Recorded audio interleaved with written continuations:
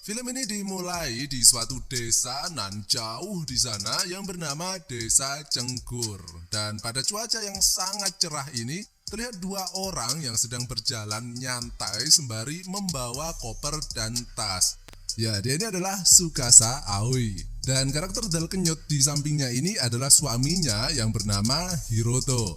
Nah, ceritanya mereka ini baru datang dari kota dan mereka ini baru saja menikah yo, belum ada 10 tahunan lah yo.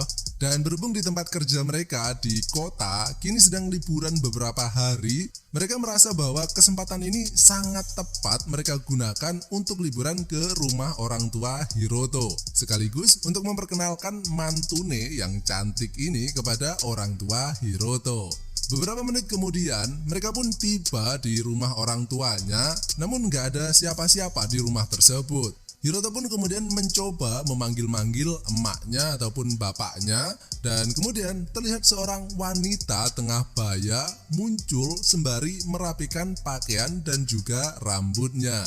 Dan dia ini adalah ibunya Hiroto. Tsukasa pun kemudian memperkenalkan dirinya dan tiba-tiba dari dalam ruangan yang sama terlihat seorang pria yang keluar dengan dalih sudah selesai membetulkan pipa air yang rusak. Dia ini adalah teman semasa kecil Hiroto yang bernama Shinosuke. Dan kalau pikiran kalian tajam yo, seharusnya kalian tahu bahwa yang dibenerin Shinosuke barusan bukanlah keran air kamar mandi, melainkan keran air yang lain yo.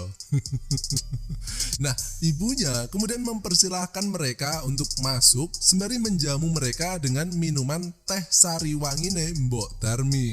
Di sini Hiroto kemudian bertanya, di mana bapaknya? Kok nggak kelihatan dari tadi yo? Namun ibunya ini kayak males gitu menjawab pertanyaan yang berhubungan dengan suaminya tersebut.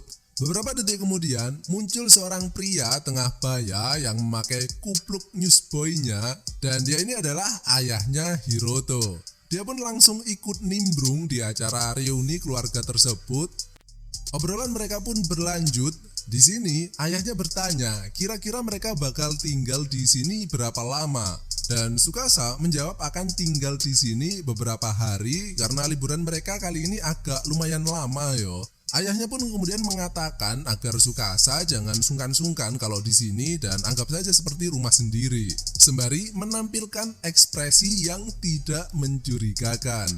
Malamnya, mereka terlihat tengah mengeluarkan barang-barang bawaan mereka dan di sini Tsukasa ini mengatakan kepada Hiroto kalau ayahnya tuh kayak masih memiliki jiwa muda gitu.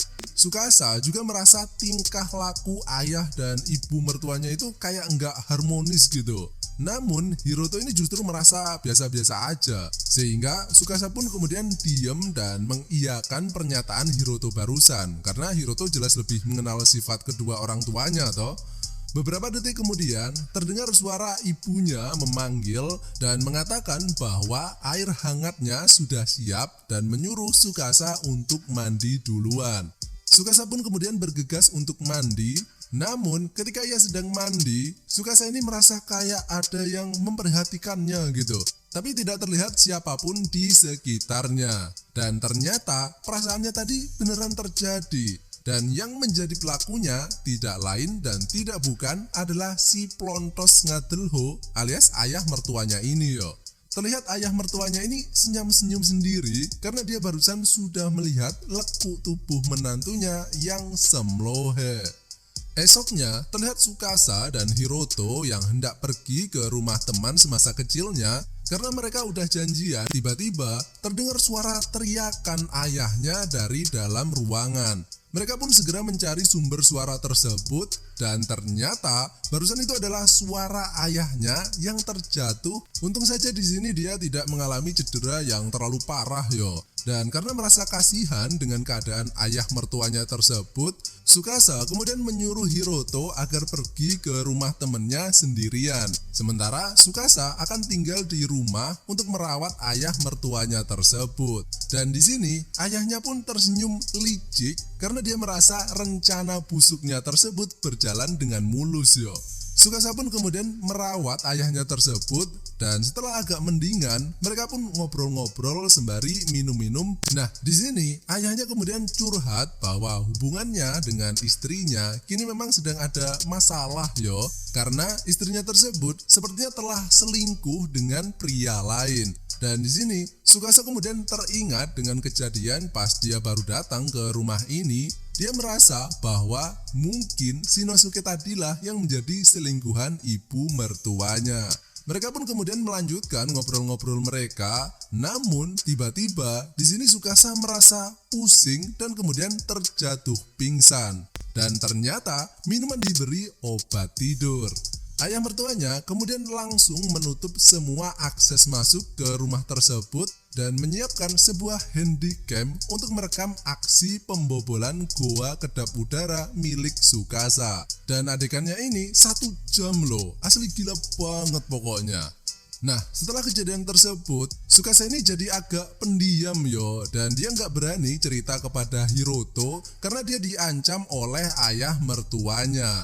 Ayahnya berkata kalau Sukasa sampai bilang-bilang, maka rekamannya tadi bakal disebar di dunia maya. Sehingga kini ayah mertuanya ini justru tambah berani yo melakukan kegiatan bejatnya tersebut kepada Sukasa. Bahkan nggak memandang tempat dan waktu, seperti ketika Hiroto tertidur ataupun karena sengaja dibuat teler dengan obat tidur.